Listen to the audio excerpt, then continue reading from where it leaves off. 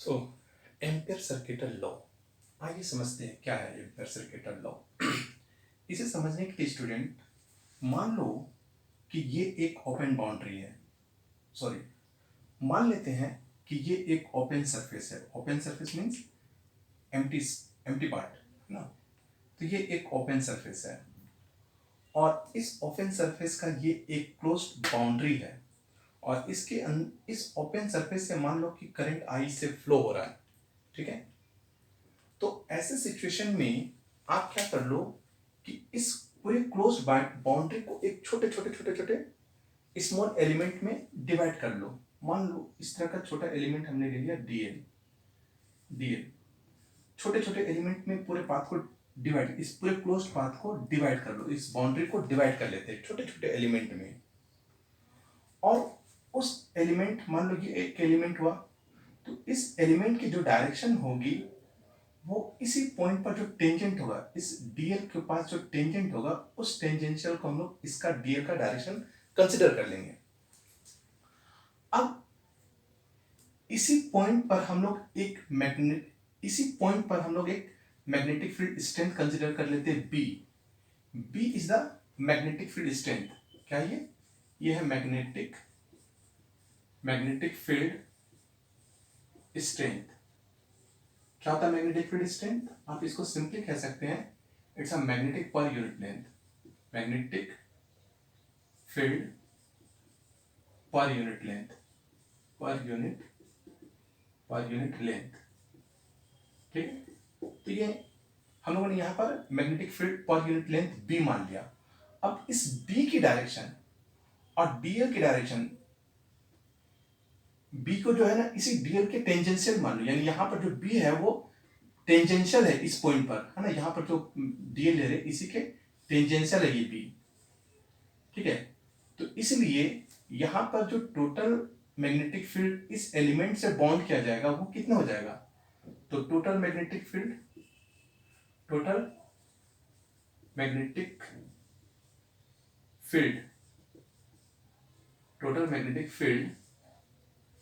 इन DL, DL में जो total magnetic field होगा वो क्या हो जाएगा? तो बी इंटू डीएल, ठीक है। लेकिन क्योंकि इसकी भी एक डायरेक्शन है और इसकी भी डायरेक्शन है, तो इन दोनों का डॉट ले लेते हैं।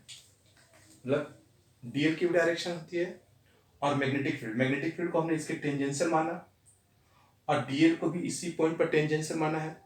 इसलिए ये दोनों बी और डीएल ये दोनों एक दूसरे के डॉट प्रोडक्ट हो जाएंगे। कैसे? तो अगर इसको आप ऐसे भी लिख सकते हो B into DL into cos zero, cos theta, B into DL into cos theta. अगर इस पॉइंट पर बी और डीएल दोनों टेंजेंशियल है तो थीटा की वैल्यू जीरो हो जाएगी, तो कॉस जीरो की वैल्यू वन हो जाएगी। इसलिए हम लोग इसको बी डॉट डीएल लिख सकते हैं, बी डॉट डीएल। तो ये जो बी डॉट डीएल हुआ वो इस छोटे से एलिमेंट पर टोटल मैग्नेटिक फील्ड हुआ। इसी तरह से आप इस पूरे बाउंड्री को इस तरह से छोटे छोटे छोटे छोटे पार्ट में सपोज टू बी डिवाइडेड मान सकते हैं। इसलिए अगर मुझे इस पूरे क्लोज बाउंड्री पर टोटल मैग्नेटिक फील्ड निकालना पड़ गया तो क्या करेंगे? तो total magnetic field over close path, over close boundary, इस पूरे क्लोज बाउंड्री पर अगर हमें टोटल मैग्नेटिक फील्ड निकालना पड़ गया तो इसके लिए क्या करोगे? इसका इंटीग्रेशन करेंगे बी डॉट डीएल। लेकिन क्योंकि हम लोग एक क्लोज बाउंड्री का इंटीग्रेशन कर रहे हैं इसलिए यहां पर डी लगा देंगे, क्लोज्ड, ये लूप का साइन लगा देंगे जो बताएगा कि हम लोग एक क्लोज्ड बाउंड्री का इंटीग्रेशन कर रहे हैं। तो ये आ जाएगा total magnetic field over this closed boundary. अब एम्पियर ने क्या कहा? एम्पियर ने कहा कि ये जो टोटल मैग्नेटिक फील्ड है, ये total magnetic field mu naught times होगा total current enclosing this boundary. यानी ये बाउंड्री जितना करंट इनक्लोज कर रहा है, that is also known as threading. ये बाउंड्री जितना करंट को थ्रेड कर रहा या इनक्लोज कर रहा उसका म्यू नॉट टाइम्स होता है ये टोटल मैग्नेटिक फील्ड। यानी ये देखिए ध्यान से सुनिए, ये भी है magnetic field per unit length, इस बी को हमने एक छोटे एलिमेंट से मल्टीप्लाई कर दिया तो छोटे एलिमेंट पर टोटल मैग्नेटिक फील्ड निकल गया। अब इस पूरे पाथ का मैग्नेटिक फील्ड अगर हम निकाल रहे, इस पूरे बाउंड्री पर टोटल मैग्नेटिक फील्ड निकाल रहे, तो इसके लिए क्लोज्ड इंटीग्रेशन करना होगा। और तब एम्पियर ने कहा कि ये जो टोटल मैग्नेटिक फील्ड है वो mu naught times of the total current होगा, और इसे ही इन्होंने एक स्टेटमेंट में कन्वर्ट कर दिया। स्टेटमेंट में क्या कहा इन्होंने कि देखिए यहां पर ये डीएल है, एक तरह से लेंथ है, तो line integral of magnetic field over the closed boundary is equal to mu naught times of the total current. यही इनकी स्टेटमेंट है। तो इनका स्टेटमेंट बना क्या फिर इसका, तो देखिए इसका इनका स्टेटमेंट क्या है। स्टेटमेंट है स्टूडेंट कि line integral of magnetic field over the closed path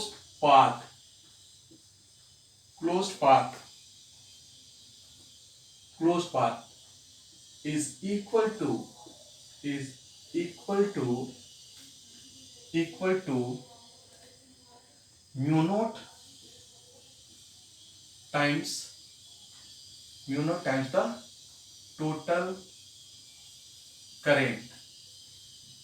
total current threading the path, threading the closed path, ठीक है। This is the statement. क्या है ये स्टेटमेंट? एम्पियर सर्किटल लॉ का स्टेटमेंट है। ये देखिए ये स्टेटमेंट है कि line integral of magnetic field over the closed path is equal to mu naught times the total current threading the closed path. तो in mathematical that is B dot dl is equal to mu naught into I होगा। This is the concept of ampere circuital law.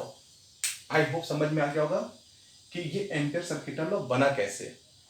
तो ये इसकी statement है, फिर से समझ लीजिए। स्टेटमेंट बहुत सिंपल है, line integral of magnetic field over the closed path is equal to mu naught times the total current in closing the path, यानी जो करंट इस पाथ के अंदर से पास कर रहा उस करंट को ही हम लोग कंसिडर करेंगे। तो आई होप आपको समझ में आ गया होगा।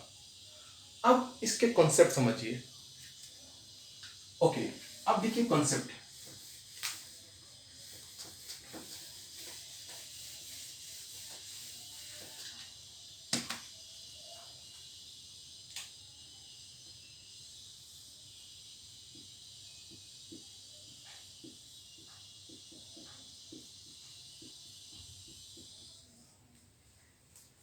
देखिए कॉन्सेप्ट क्या है।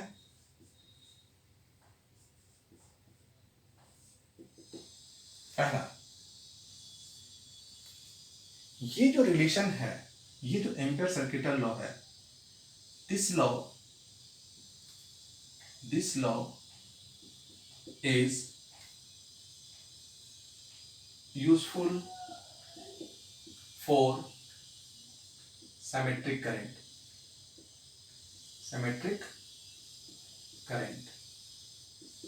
ठीक है। अगर किसी लूप में सिमेट्रिक करंट फ्लो हो रही है तो उसके लिए हम लोग इस लॉ को यूज करते हैं, और इस लॉ के हेल्प से हम लोग मैग्नेटिक फील्ड निकाल सकते हैं। दिस लॉ हेल्प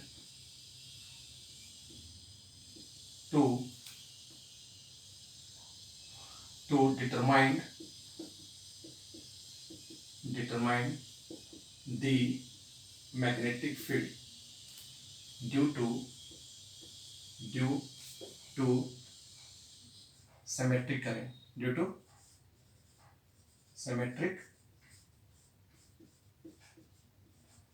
current,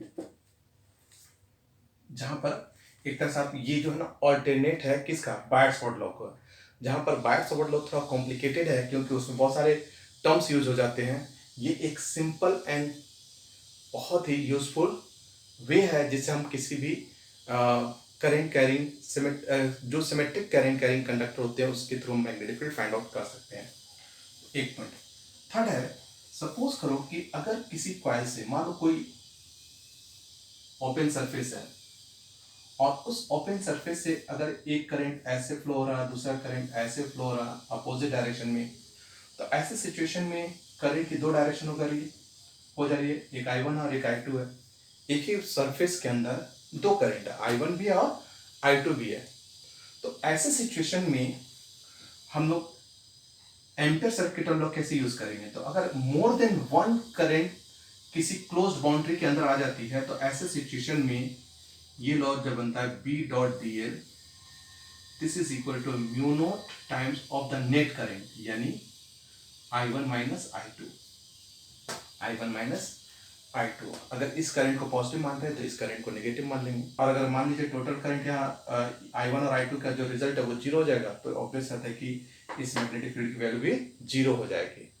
तो आई होप आपको ये एम्पियर सर्किट लॉ समझ में आ गया होगा। ठीक है, तो फिर मिलते हैं नेक्स्ट क्लास में एम्पियर सर्किट लॉ के एप्लीकेशन के साथ। Thank you.